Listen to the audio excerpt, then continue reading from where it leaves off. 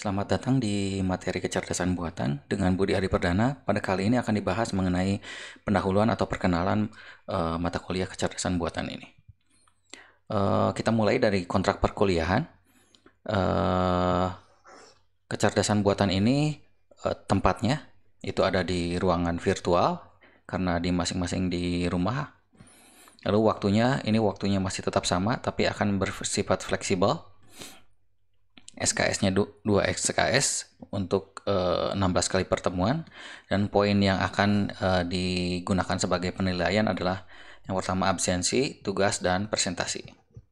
Ada 3 dosen pengampu, yaitu Profesor Imade Joni, Dr.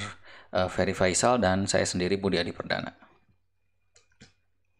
Untuk kriteria penilaian ini sama dengan kriteria penilaian di Unpad itu sendiri, yaitu untuk huruf mutu A itu lebih besar sama dengan 80, untuk B, C, D, dan E itu ya sama dengan kriteria penilaian biasa.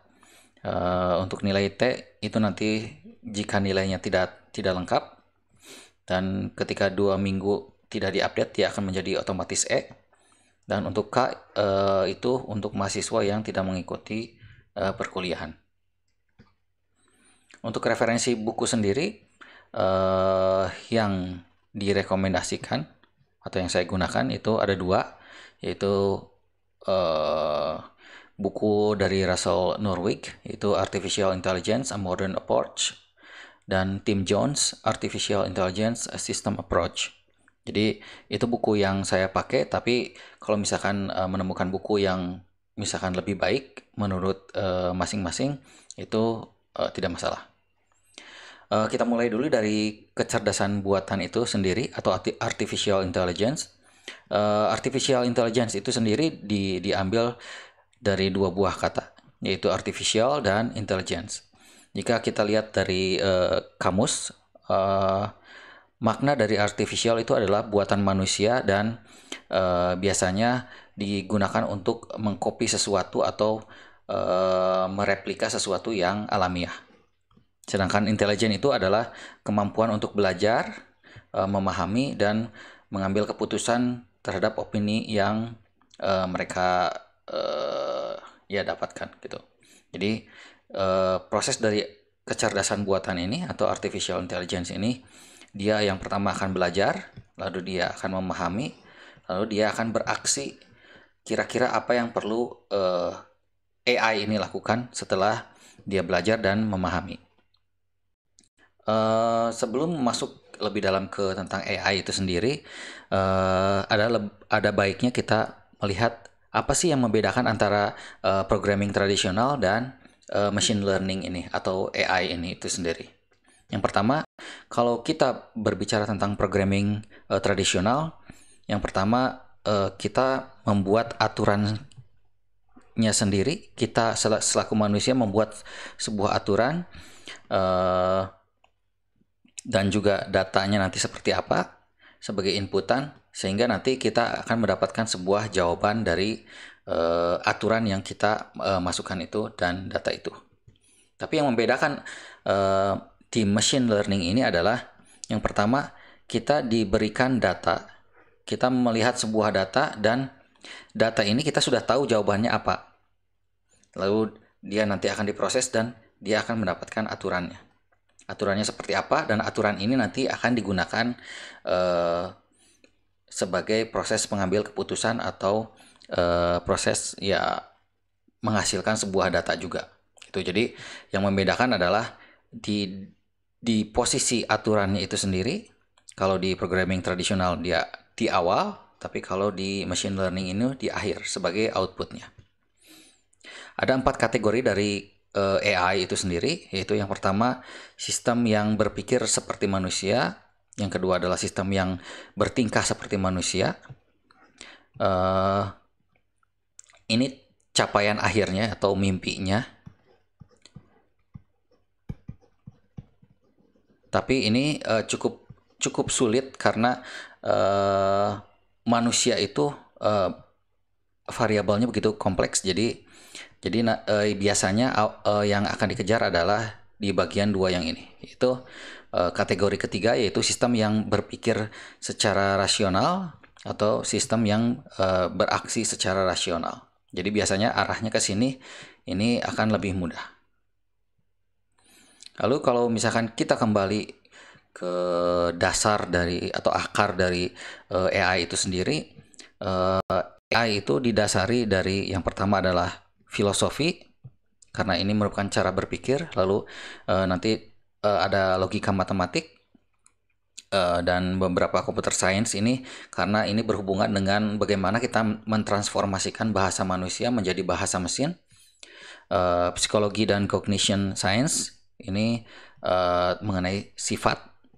Lalu biologi dan neuroscience ini juga erat kaitannya dengan AI, karena banyak sekali sifat-sifat biologi atau saraf dari manusia atau saraf dari hewan itu yang digunakan sebagai dasar cara berpikir dari AI itu sendiri. Dan yang terakhir adalah evolusi, ini juga banyak digunakan untuk mengambil keputusan pada metode AI itu sendiri.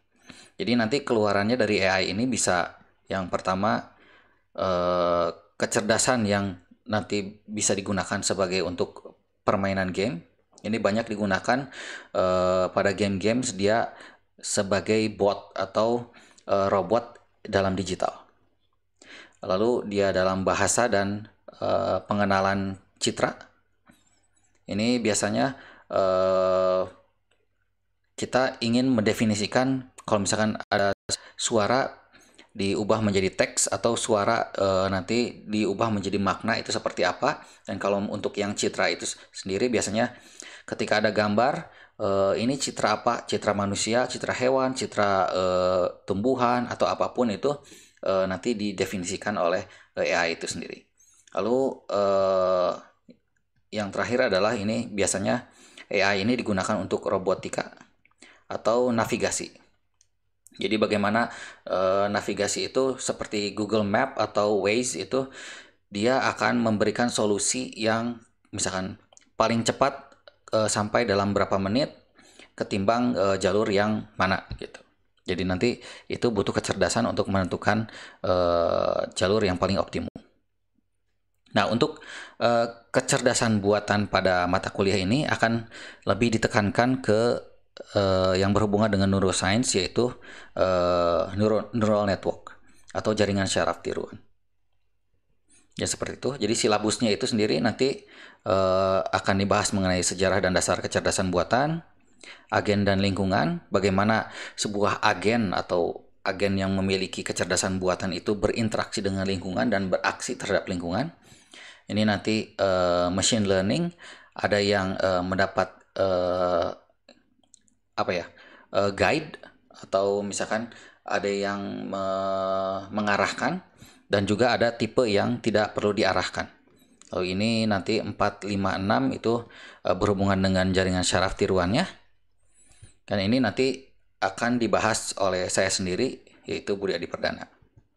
Lalu ada 2 bagian lagi, itu nanti bagian 7, 8, 9 ini akan dibahas oleh Pak Ferry, yaitu dimulai dari tips membangun jaringan syaraf tiruan, sekilas pengolahan sinyal dan citra, dan pembentukan input jaringan syaraf tiruan yang berhubungan dengan pengolahan sinyal atau pengolahan citra digital. Lalu bagian 10 sampai 12 ini nanti akan dibahas oleh Profesor Made Joni, yaitu berhubungan dengan terutama proses pembelajaran yang tidak perlu guide lagi. Jadi tidak ada campur tangan manusia, walaupun pasti ada campur tangan manusia sedikit, tapi nanti dia bisa menentukan kira-kira ini kecenderungannya lebih mendekati apa, atau nanti keputusannya seperti apa, itu sendiri, tidak perlu ada lagi campur tangan manusia.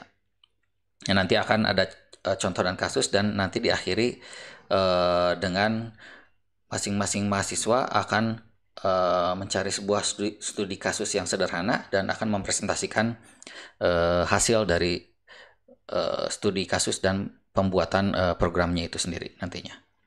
Untuk dasar yang dibutuhkan pada perkuliahan ini, yaitu sensor dan aktuator, karena ini erat hubungannya dengan kecerdasan buatan. Dia panca inderanya itu adalah sensor, dan bagaimana dia akan beraksi itu nanti melalui aktuator. Untuk programmingnya itu nanti berhubungan dengan algoritma dan programan, dan bagaimana pembuatan input itu berhubungan dengan pengolahan sinyal digital atau pengolahan citra digital. Dan untuk pertemuan kali ini cukup sekian. Nanti akan dilanjut pada pertemuan lain selanjutnya. Terima kasih.